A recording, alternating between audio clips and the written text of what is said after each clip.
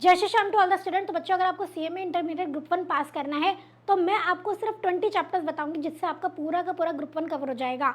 4 subject, 20 chapters, you are sorted. कम से कम 75 टू 80 मार्क्स आपके आ जाएंगे अगर आपने सिर्फ ये 20 चैप्टर्स कर लिए। तो वीडियो को एंड तक जरूर देखना, सारी चीजें आपको मैं बताने वाली हूँ। सबसे पहले हम बात करेंगे कि आपका पेपर पैटर्न क्या रहता है। तो अगर आप ध्यान से देखोगे तो हर पेपर में, चारों पेपर में, फर्स्ट है आपका बिजनेस लॉ एंड एथिक्स, फिर आपका फाइनेंशियल अकाउंटिंग, फिर डायरेक्ट इनडायरेक्ट टैक्स, फिर कॉस्टिंग। तो सब में सेम पैटर्न है। क्वेश्चन नंबर 1 कंपलसरी है, एमसीक्यू 15 क्वेश्चन 2 नंबर के ईच 30 मार्क्स के आते हैं। उसके बाद क्वेश्चन नंबर 2 से लेकर क्वेश्चन नंबर 8 तक 14 मार्क्स के क्वेश्चन होते हैं।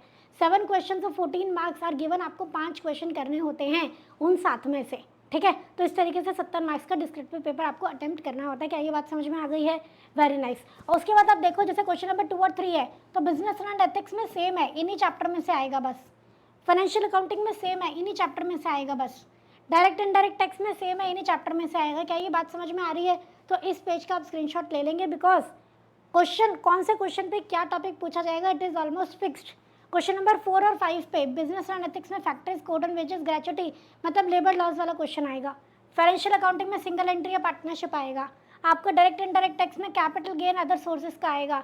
कॉस्ट में आपका contract costing, job costing, operating costing या प्रोसेस कॉस्टिंग आएगा। क्या ये बातें समझ में आ रही हैं? लॉ में अगर केस स्टडी आनी है तो वो क्वेश्चन नंबर 8 पे आएगी, इट इज फिक्स्ड, ठीक है। तो इसी के बेसिस पर जब हमने लास्ट 5 अटेम्प्ट के पेपर को एनालाइज किया तो आपके लिए 20 इंपॉर्टेंट चैप्टर्स निकाले हैं। बिजनेस एंड एथिक्स के बारे में बात करें हम, तो ये तो जो 5 में से 5 बार आ रहे हैं वो शॉर्ट है, और जो 5 में से 4 बार आ रहे हैं वो बहुत ज़्यादा चांसेस है कि आएंगे। तो आपके इंपॉर्टेंट चैप्टर बनते हैं Indian contract act, partnership, companies, business ethics and codes on wages. जो ये है, ये देखो 5 में से 5 बार आए हैं। Indian contract act, partnership, LLP, companies, business ethics, ये 5 में से 5 बार हर बार आता है, हर बार आता है। तो करके जाना है। उसके बाद कोड्स ऑन वेजेस कर जाना, 5 में से 4 बार, मतलब ऑलमोस्ट हर बार आया है, तो ये इंपॉर्टेंट है, इजी भी है। उसके बाद सेल ऑफ गुड्स एक्ट हो गया, नेगोशिएबल हो गया, फैक्ट्रीज हो गया, पेमेंट ऑफ ग्रेचुटी हो गया, 3 बार आया है 5 में से। और ईएसआई पीएफ तो एक ही बार आया है, तो उसको तो आप लीव कर देना।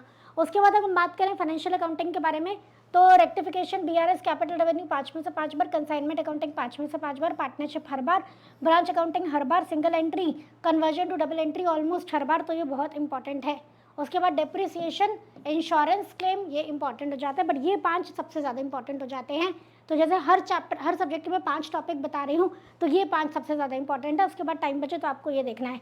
अकाउंटिंग स्टैंडर्ड में भी AS 1, 10, 11, 12, 19, 22 हर बार आया है, और NPO घूम घाम के हर बार सी आया है, बट रोटेट होकर आता है, कभी रिसिप्ट्स एंड पेमेंट, कभी इनकम एंड एक्सपेंडिचर, इस तरीके से।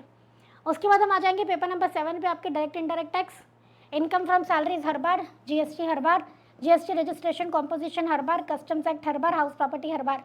तो हम यही कर लें, हाउस प्रॉपर्टी 5 में से 4 बार, यही कर लें हम। 70% ऑफ द पेपर अटेम्प्ट कर पाओगे आप इजीली, ठीक है। उसके बाद आपका कॉम्पिटिशन आ जाता है, जो कि थोड़ा लेंथी चैप्टर है, 5 में से 4 बार आया है। उसके बाद बाकी टॉपिक्स आपके 5 में से 3 बार आए हुए हैं। उसके बाद हम आ जाते हैं पेपर नंबर 8 पे। उसमें हमारा कॉस्ट शीट, कोटेशन प्राइस हर बार आया, standard costing, material labour variances हर बार आया, मार्जिनल कॉस्टिंग, BPO, ये तो बहुत इजी, BPO कह रही हूँ, BEP and PV ratio, very very important and very easy हर बार आया है।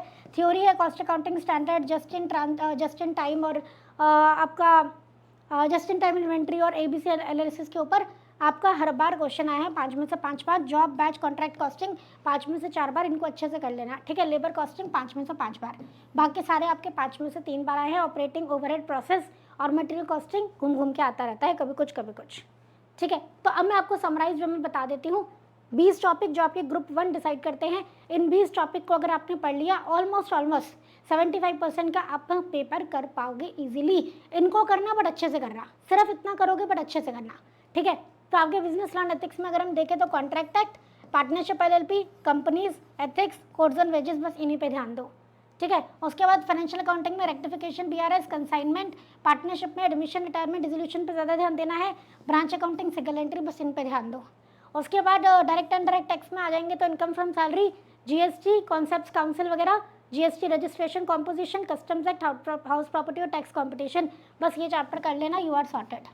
उसके बाद कॉस्ट में cost sheet, quotation, standard costing, variances अच्छे से कर लेना, मार्जिनल कॉस्टिंग, BEP, थ्योरी कर लेना, labour costing, contract costing, you are sorted. बस इतना टॉपिक करना, आपके ग्रुप 1 पास हो जाएंगे। शर्त यह है कि इतने चैप्टर जो कर रहे हो आप 100% कवरेज से करोगे। आपको सारे स्टडी बैट के क्वेश्चन करने हैं, सारे पास्ट एग्जाम के क्वेश्चन करने हैं, मॉडल क्वेश्चन पेपर सॉल्व करने हैं। आपको जो भी क्वेश्चन बैंक गिवन इंस्टीट्यूट की तरफ से सब कुछ कर लेना। क्लियर है, सॉर्टेड है, बढ़िया है। वीडियो अच्छे लगे तो अपने फ्रेंड्स के साथ भी जरूर शेयर करना। बच्चों चैनल पर देखोगे तो आपको सब्जेक्ट वाइज डिटेल्ड एनालिसिस मिल जाएगा।